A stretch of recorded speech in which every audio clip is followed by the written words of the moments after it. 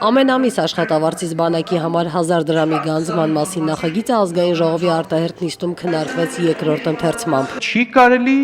պետական, հիմնական ֆունկցիան դնել քաղաքացու վրա։ Քաղաքացու վերաբերմունքն ենք արտահայտում իր 1000 դրամով։ Քաղաքացուն թույլ տվեք ինքը արտահայտի իր վերաբերմունքը 100,000 դրամով։ Մարդուն հերոսացնել,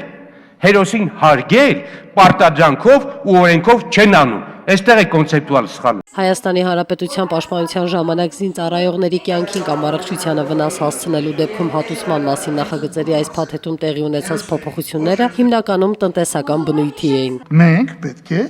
ոչ միայն զինվորներին աշխատավարձ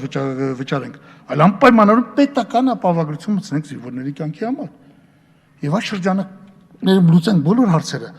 Հերոսների, ոչ հերոսների, մենք արդեն սկսում ենք սիրել մահացած հերոսներին, հասկացեք։ Սա շատ վտանգավոր է։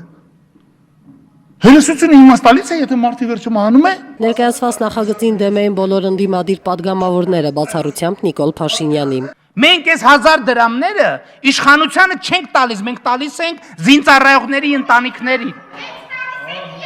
Հիմա կարելի է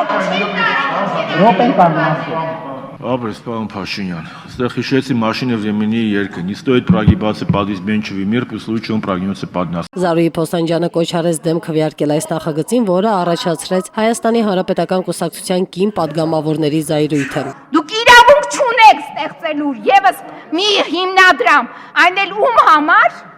Սերժ Սարգսյանի եւ ապագա սպասվելի պատերազմի։ Ամոթ է։ Կանայք հայոց աշխարհի Դարդ։ Այստեղ են ասել ախ զառա քեզ այն տալը շառա։ Պաշտպանության նախարարը իր եզրափակիչ ելույթում բացատրեց, թե այս նախագծի ընդունումը իր համար ինչու է այդքան կարևոր։ Այս օրենքի լիարժեք կատարման նժարին